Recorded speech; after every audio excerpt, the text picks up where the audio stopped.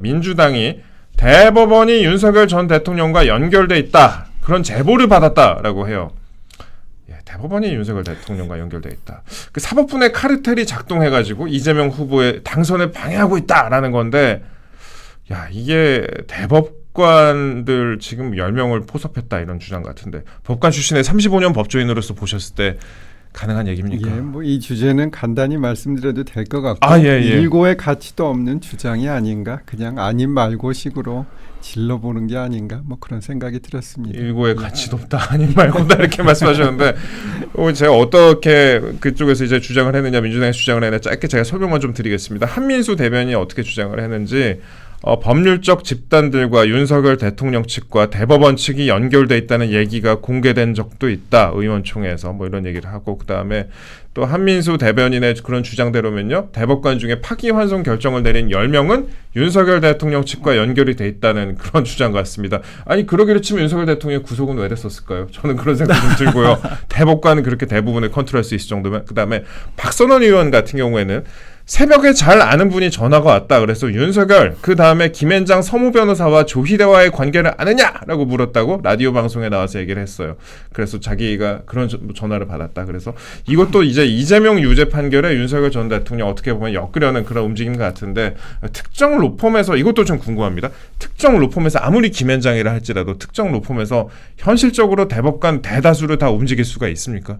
전혀 그럴 수 없고요. 예. 사실은 뭐 오래 전에는 뭐 판사들하고 변호사들이 연락도 하고 이랬는데, 지금은 저도 뭐 굉장히 친한 사람 아니면 전화도 안 하는 게 거의 뭐 불문율 같이 돼 있어요. 근데 뭐 한 사람도 아니고 대법관 10명으로 움직인다. 이건 뭐 불가능한 일입니다.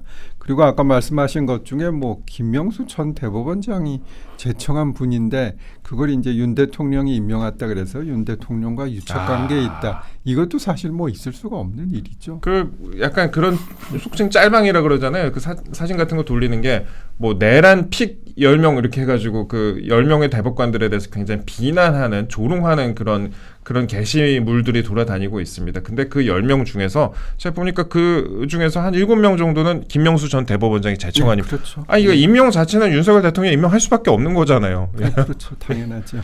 그런 프레임이 있었다. 그런 프레임 속에서 지금 이런 어떻게 보면은 공격이 이어지고 있다. 그렇게 짧게 이 음모론에 대해서 간단히 먼저 좀 다뤄봤습니다.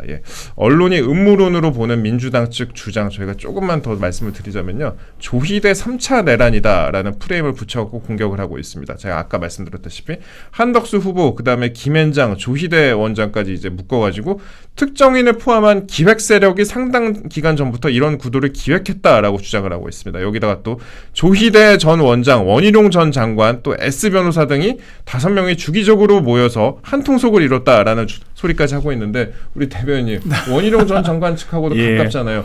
네. 이게 원희룡 전 장관 이런 거 다 알고 계셨어요? 전혀 허무맹랑한 소리를 하고 있는 거죠. 애초에 그 윤 전 대통령을 지목을 하는 건데, 헌법재판소에서 8대0으로 파면당한 대통령이 대법관 10명을 움직인다. 우리가 사실 그 헌법재판소와 서열을 다투진 않지만 대법원이 더 이제 큰 사건들을 다루는 소위 이제 대법관들이 그런 지위를 가지고 있는 건데, 말도 안 되는 주장을 지금 하고 있는 거고요. 원희룡 전 장관 측에서 지금 이제 대선이 본격적으로 펼쳐지면 역할을 하겠다라고 지금 기다리고 있는 건데, 이런 사실 말도 안 되는 주장에 휘말리는 것 자체가 상당히 당혹스러울 것 같습니다. 저도 원희룡 전 장관 측 취재를 좀 해봤었는데, 거기는 오히려 상고 기각으로 생각하고 있었던 분들도 있더라고요. 그러니까요. 사실 저희 다 중론이 상고 기각 아닌가라는 거에 좀 날개를 달아주려고 하는 것 같다라고 예상을 했었었는데, 말도 안 되는 주장을 하는 거죠. 음모론 관련된 얘기는 저희가 이 정도 좀 해봤습니다. 지금부터는 민주당의 주장이나 실행할 수 있는 그런 경우의 수를 하나하나씩 다 따져보도록 하겠습니다. 여러분들 그래도 궁금하실 테니까요. 워낙 많은 시도가 있으니까 저희가 모든 경우의 수까지는 모르겠습니다. 또 참신한 생각으로 또 새로운 시도를 한 번씩 하니까 그래서 저희가 일단 그래도 생각해 볼 수 있는 경우의 수를 하나하나씩 다 따져보겠습니다. 일단 대법원이 신속하게 고법에 지금 기록을 송부를 했습니다. 서울고법에 바로 기록을 송부를 했습니다. 배당까지도 신속하게 했고 15일 기일 지정까지 절차가 나름 신속하게 진행이 됐어요. 어떻게 보셨어요? 예, 다 아시겠지만 5월 1일에 파기환송 판결이 나고 그 다음 날 기록이 서울 고등법원으로 보내졌어요. 예. 뭐 보통보다 조금 빨리 간 거는 맞긴 합니다. 그렇지만 뭐 공직선거법 633 원칙을 고려하면 뭐 당연한 것이다 생각이 들고, 지난번에 서울 고등법원에서 대법원으로 기록이 갈 때 그때도 이제 하루 만에 했죠. 그리고 하여간 대법원에서 고등법원으로 사건이 내려가고 그날 사건 번호가 나오고 재판부 배당이 형사 7부로 되었어요. 근데 보통 경우에는 사건이 접수돼서 사건 번호는 그날 나오는데 배당은 하루 정도 걸릴 때가 있긴 합니다. 예. 그래서 조금 빠르긴 해요. 그리고 뭐 예상대로 원래 지난번에 6부에서 판단을 했잖아요. 대리부라 그러는데 네. 다 대리부 7부로 이제 배당이 됐고, 그리고 그날 기일 지정을 해서 15일로 했죠. 근데 전 15일로 한 것도 조금 더 빨리 할 수 있지 않았을까. 뭐 이런 아쉬운 점이 있긴 합니다. 근데 15일 사실은 조금 늦었다. 예. 예, 송달에 문제가 있을 수도 있기 때문에 송달이 제대로 되면 조금 더 빨리 할 수도 있는데 송달이 뭐 즉시 될지 그게 이제 애매해서 좀 그랬을 거고요. 그리고 사실 연휴가 많았잖아요. 예. 그 연휴 때문에 좀 그런 면은 있습니다. 그리고 그 기일 소환장이 그날로 발송이 됐죠. 요거는 좀 빠른 것은 맞긴 합니다. 그렇지만 뭐 저는 뭐 적절한 업무 처리다 이렇게 봅니다. 하여간 일련의 절차, 예. 사건이 가고 그 다음에 사건 번호가 만들어지고 재판부가 배당이 되고 기일을 지정하고 기일 소환장이 발송되고 네. 이게 이제 하루에 다 완성되긴 했습니다. 그 재판부가 법원 집행관한테 소환장을 직접 이재명 후보에게 송달을 해라 이렇게 촉탁을 했습니다. 많은 분들이 궁금해하시는 게 이게 제대로 전달이 될 수 있을지. 이재명 후보는 선거운동 때 뭐 피습당할 수 있다 이러면서 대면 접촉도 지금 안 하고 있는 상황이라고 하는데 안 만나요 이러면 이거 못 받는 거 아니에요? 뭐 그렇지 않을 거고요. 예. 송달에 관해서는 형사소송법에는 별 규정이 없고 민사소송법을 준용하고 있어요. 예. 근데 민사소송법에 보면 어떻게 돼 있냐면 송달 받을 사람의 주소, 거소, 영업소 또는 사무소에서 할 수 있다. 예. 이렇게 돼서 국회에서 송달은 사무소로 볼 수 있을 것 같고 예. 그게 제일 확실하지 않겠습니까?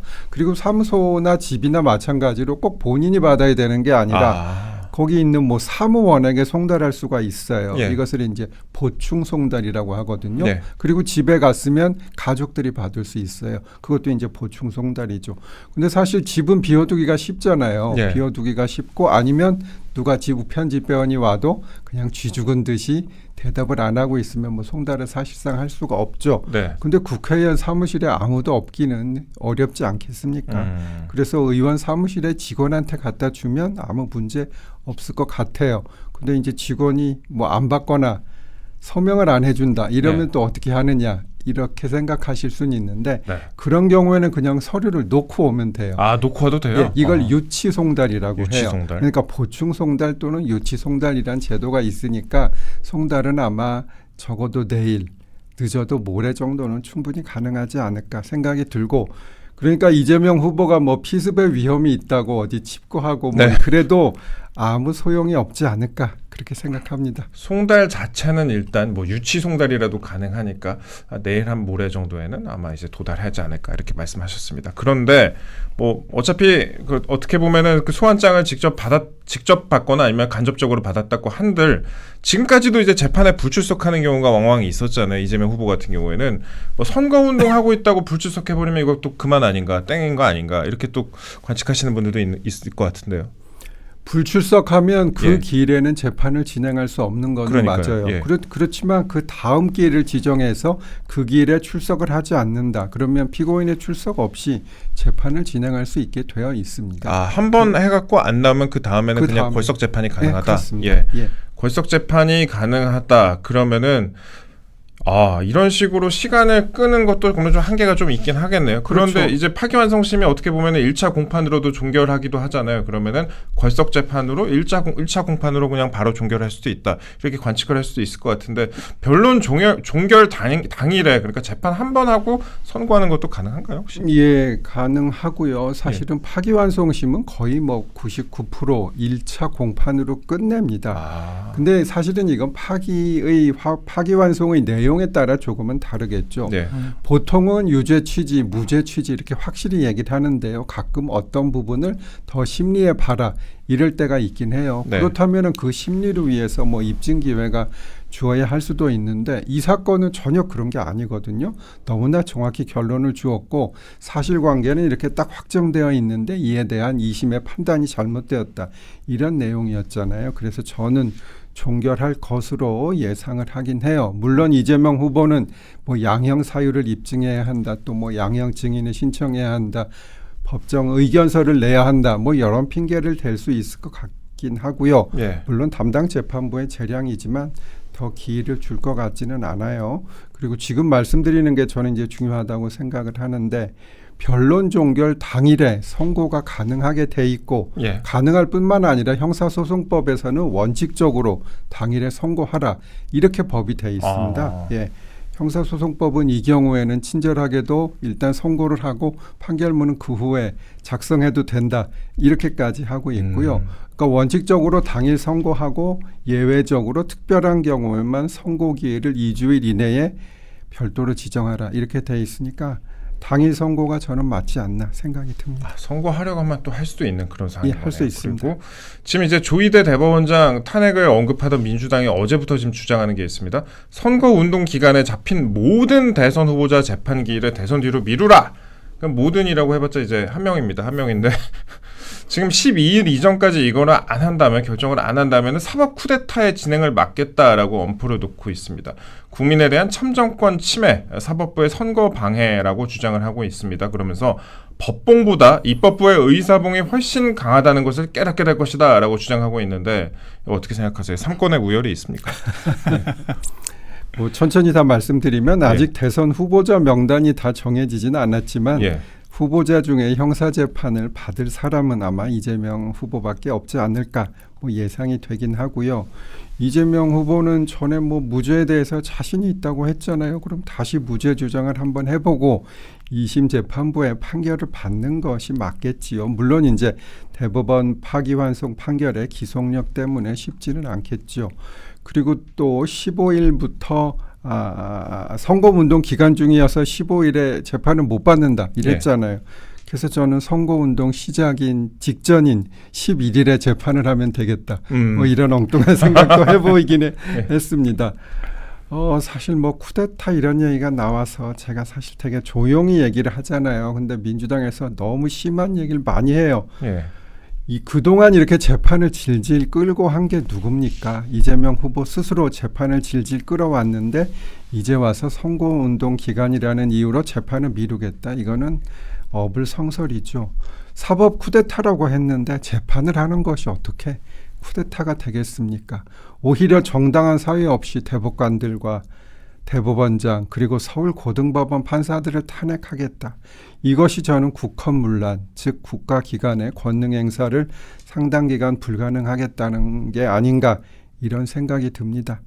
법봉보다 의사봉이 강하다. 저는 이런 말을 처음 듣는 것으로 3권은 똑같은 높이에서 서로를 견제해야 되는 것이지 입법권이 사법권보다 높다. 저는 이건 적절치 않고 입법 폭주라고밖에 할 말이 없습니다.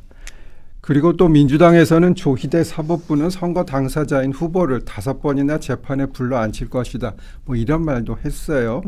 근데 대법원을 제외한 하급심 판사들의 재판 일정은 대법원장도 어떻게 하지를 못해요. 각 재판부에서 알아서 하는 것이죠. 또 민주당은 조희대 사법부의 광란의 행진이라고 보인다.